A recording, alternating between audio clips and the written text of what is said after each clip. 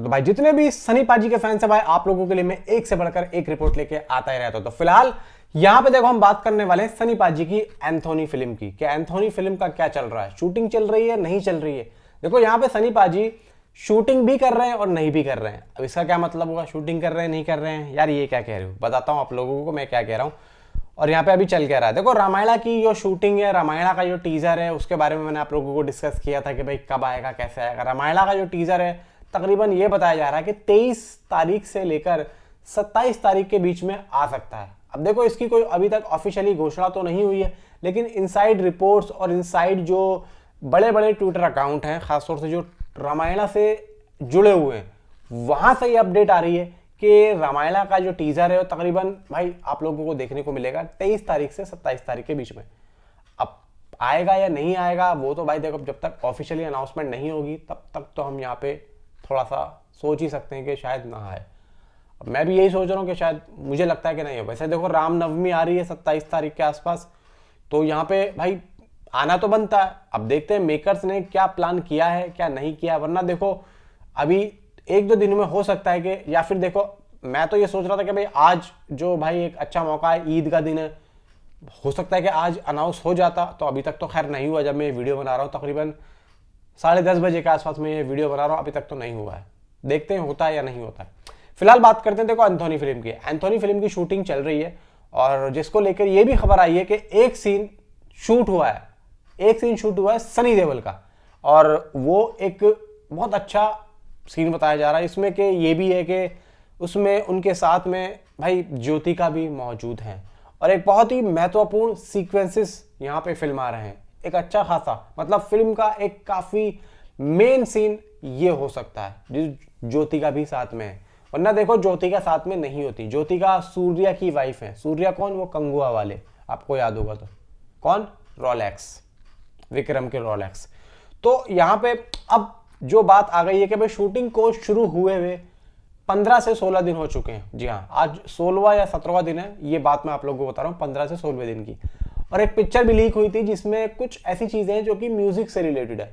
अब म्यूजिक से याद आया कि म्यूजिक ऐसा है कि भाई देखो यहाँ पे दो लोग यहाँ पे जुड़े हुए हैं। जो बैकग्राउंड जो म्यूजिक है वो अलग दे रहा है और गाने का जो म्यूजिक है, गाने जो कंपोज कर रहा है वो अलग है।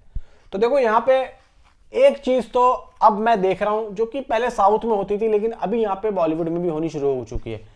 और देखो भाई डायरेक्टर भी बालाजी गणेश हैं, हालांकि साउथ के, और वहां पे वो जो सीखे हैं, वो जो करा है, वहां जो देखा है वही चीज वो इसमें भी कर रहे हैं। यानी कि म्यूजिक जो है वो दो बंदे यहाँ पे दे रहे हैं। एक है भाई देखो जो गाने बना रहा है, वो सिर्फ गाने बनाएगा। एक है जो कि बैकग्राउंड म्यूजिक दे रहा है, वो सिर्फ बैकग्राउंड म्यूजिक ही देगा। और यहां पे एक चीज और है कि सैम CS बैकग्राउंड म्यूजिक को कंपोज कर रहे हैं। सैम CS, अब देखो भाई सैम CS एक अच्छा बैकग्राउंड म्यूजिक डायरेक्टर है, बहुत अच्छी अच्छी फिल्मों में यहाँ पे काम किया और ठीक ठाक यहाँ पे कर देता है।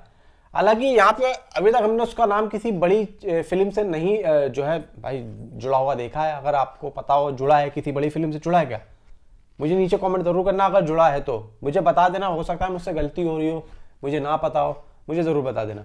और अब यहाँ पे बात ही आ रही है कि जो गाने हैं, गाने कंपोज कर रहे हैं सलीम और सुलेमान।